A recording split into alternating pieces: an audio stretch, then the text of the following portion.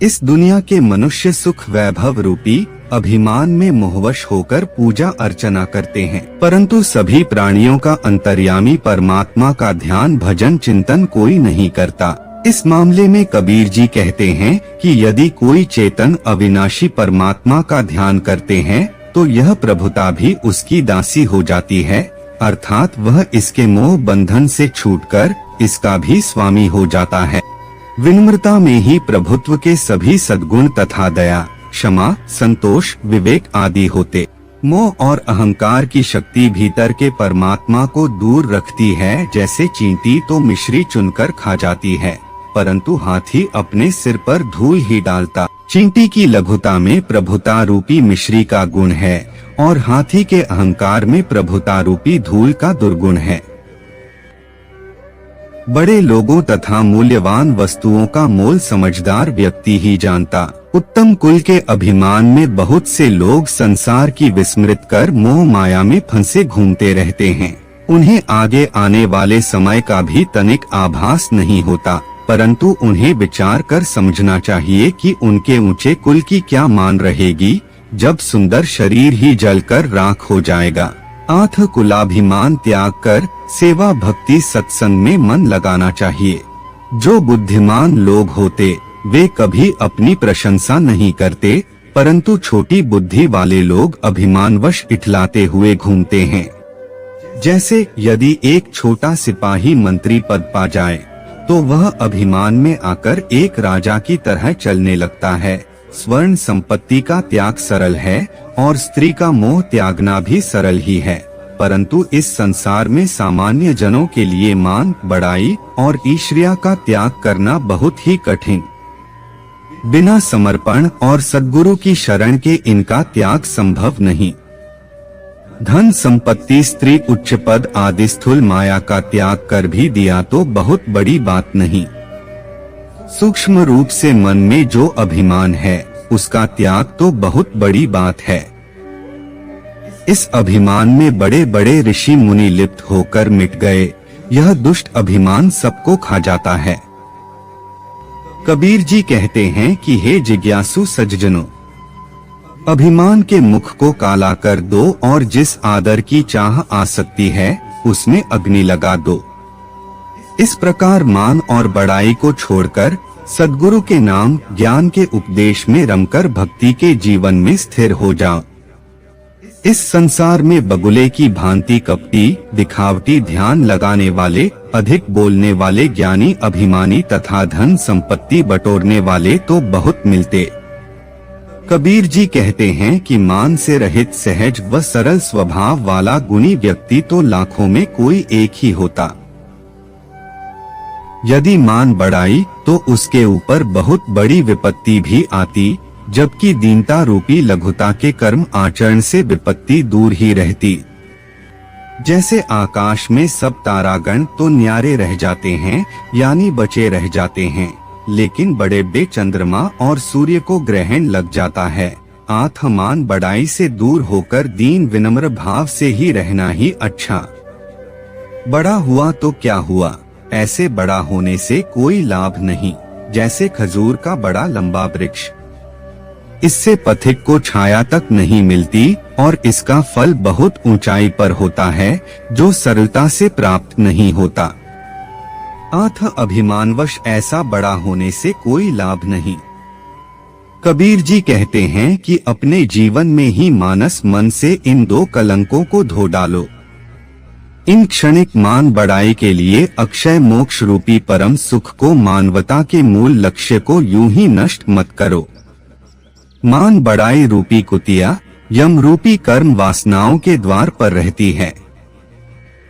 दीनता की लाठी से ही इसे धमकाया जा सकता है, इसलिए इसने सारे संसार के लोगों को समा दिया है, अर्थात विनम्रता के अभाव में उत्पन्न अभिमान सबको दुख ही प्रदान करता।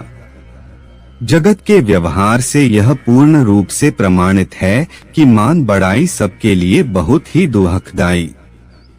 सद्गुरु की शरण में रहते हुए उनके उपकार के फलस्वरूप दीनता, विनम्रता, सेवा, भक्ति आदि की जितनी भी मान्यताएं हैं वे सभी सेवक भक्तों को सुख देने वाली संत भक्तों की मान बढ़ाई देखकर सांसारिक मोह माया में डूबे लोग भी उसकी प्राप्ति के लिए भक्ति की पंक्ति में खड़े हो जाते हैं। परंतु जैसे ही भक्ति के मार्ग में कोई उतार चढ़ाव आता है, वे उसमें अवगुण निकालने लगते।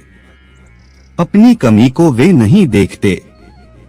जो व्यक्ति अभिमान के वश में होकर लोक प्रदर्शन तथा प्रशंसा के मोह के लिए हाथी पर चढ़कर चंबर ढुलाते हुए घूमते फिरते हैं, उन्हें लोग सुख भोगी समझते हैं, मगर वे अपने अहंकार से पतित होकर महादुहकों की नारकीय यातना ही पाएंगे। किसी की धन संपत्ति और सुख वैभव को देखकर उसे बहुत महान समझकर उसकी ओर आकर्षित नहीं होना चाहिए। जिस प्रकार ऊंचा तो खजूर का पेड़ भी है, परंतु उसके ऊंचा होने का कोई लाभ नहीं होता, उसकी इतनी भी छाया नहीं होती कि उसमें पक्षी भी बैठ सके और फल भी बहुत दूर फलता है। इस बड़प्पन का क्या लाभ? इस जगत में कुत्ते की पहचान उसके स्वभाव से होती है कि यदि उसे सम्मान और प्यार दो तो वह मुंह तक चाटने लगता है और मारने पर काटने दौड़ता। यही स्थिति अभिमानी मनुष्यों की भी है। यदि उन्हें सम्मान दो तो वे सिर पर चढ़ जाते हैं और यदि ऐसा न करें तो वे शत्रु बन जाते हैं, अर्थात दोनों ही स्थितियों में वे ठीक नहीं। ऊंट की बहुत बड़ाई की जाती है और वह सिर ऊपर उठाकर चलता है, इसलिए वह जीवन भर बोझा ढोता रहता। उसके ऊपर मजबूत सलिता काठी कसकर ऊपर से परास ऊंट वाला भी चढ़ लेता है। ऊंट अभिमान का प्रतीक है, जिसे मान बढ़ाई के कारण बोझ लादना पड़ता। ऊंची भूमि पर पानी कभी नहीं रुक पाता, वह नीची भूमि में ही जाकर रुकता है। जो अपने आप को नीचा करेगा वह अंजलि भरकर भरपेट पानी पिएगा, परंतु जो नीचा नहीं होगा, ऊंचा तना खड़ा रहेगा, वह तो प्यासा ही रह जाएगा। आठ उच्चाभिमान त्याग कर दीनता विनम्रता ग्रहण करो। धन संपत्ति जाति कुल विद्या बल आदि को पाकर बड़ा होने से कोई लाभ नहीं, यदि विवेक विचार कर संत जनों से अपने मन को नहीं जोड़ा। जिस प्रकार किसी गहन जंगल में कोई फूल खिला और बिना किसी उपयोग में आए व्यर्थ में झड़कर नष्ट हो गया, उसी प्रकार केवल अभिमानवश बड़ा होकर मर जाने में कोई बड़प्पन नहीं है। चंचल मन अपनी मनमान करता है, कामनाओं के वशीभूत होकर चारों दिशाओं में अपनी इच्छानुसार विचरण करता। ऐसे में अभिमान के त्याग का क्या लाभ हुआ? अर्थात इसके त्याग से मन शांत होना चाहिए। जो व्यक्ति संत गुरु के वचन उपदेश को नहीं मानता, उसे सर्वघट व्यापी अंतर्यामी परमात्मा का ज्ञान दर्शन भी नहीं सुहा सकता। ऊंट की बहुत बड़ाई की जाती है और वह सिर ऊपर उठाकर चलता है, इसलिए वह जीवन भर बोझा ढोता रहता। उसके ऊपर मजबूत सलिता काठी कसकर ऊपर से परास ऊंट वाला भी चढ़ लेता है। ऊंट अभिमान का प्रतीक है, जिसे मान बढ़ाई के कारण बोझ लादना पड़ता। ऊंची भूमि पर पानी कभी नहीं रुक पाता, वह नीची भूमि में ही जाकर रुकता है। जो अपने आप को नीचा करेगा वह अंजलि भरकर भरपेट पानी पिएगा, परंतु जो नीचा नहीं होगा, ऊंचा तना खड़ा रहेगा, वह तो प्यासा ही रह जाएगा। आठ उच्चाभिमान त्याग कर दीनता विनम्रता ग्रहण करो।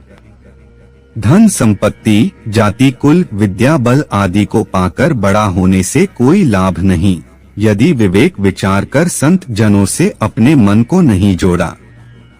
जिस प्रकार किसी गहन जंगल में कोई फूल खिला और बिना किसी उपयोग में आए व्यर्थ में झड़कर नष्ट हो गया, उसी प्रकार केवल अभिमानवश बड़ा होकर मर जाने में कोई बड़प्पन नहीं है। चंचल मन अपनी मनमान करता है, कामनाओं के वशीभूत होकर चारों दिशाओं में अपनी इच्छानुसार विचरण करता। ऐसे में अभिमान के त्याग का क्या लाभ हुआ? अर्थात इसके त्याग से मन शांत होना चाहिए। जो व्यक्ति संत गुरु के वचन उपदेश को नहीं मानता, उसे सर्वघट व्यापी अंतर्यामी परमात्मा का ज्ञान दर्शन भी नहीं सुहा सकता। जब किसी के सम्मान देने से मन हर्षित हो जाए, खुशी से फूला न समाए, परंतु अपमान के मिलने से यही मन शोकाकुल हो जाए, दुख से भर जाए, तो कबीर जी कहते हैं कि अच्छी तरह जान लो, हमारा यह मन अर्थात हम माया में डूबे हुए हैं। दूसरे शब्दों में हमें मान अपमान दोनों से रहित होकर सेवा भक्ति का जीवन जीना चाहिए। इस संसार में अभिमानी लोग बहुत हैं। वे सदा गुरु रूप में ही मिलते हैं, अर्थात हर कोई अपने आप को महान सिद्ध करना चाहता। शिष्य भाव में आकर कोई नहीं मिलता। जो स्वयं भी सद्गुरु का शिष्य हो, उसे ऐसा ही जिज्ञासु शिष्य मिले, तभी ज्ञान कर्म की सिद्धि हो सकती है। अर्थात गुणग्राही को गुणग्राही ही मिलना चाहिए। इस संसार में ग्रहण करने के लिए तो सद्गुरु के नाम ज्ञान का सदुपदेश है, और किसी को देने के लिए सर्वोत्तम अन्न का दान है। इस भवसागर से तरने के लिए दीनता ही सगुण है, तथा डूब मरने के लिए अभिमान है। आत्म जीवन कल्याण के लिए अभिमान का त्याग करना चाहिए। उत्तम कुल में जन्म लिया और बहुत ही सुंदर बलशाली शरीर भी प्राप्त कर लिया, परंतु इस सब का अभिमान व्यर्थ है, इसकी कोई सार्थकता नहीं। जैसे सुगंधहीन सेमर आदि का फूल इष्ट देव पर नहीं चढ़ाया जाता, वैसे ही विवेक, विचार, विनयशील आदि मानवीय सद्गुणों के बिना मनुष्य जीवन व्यर्थ है।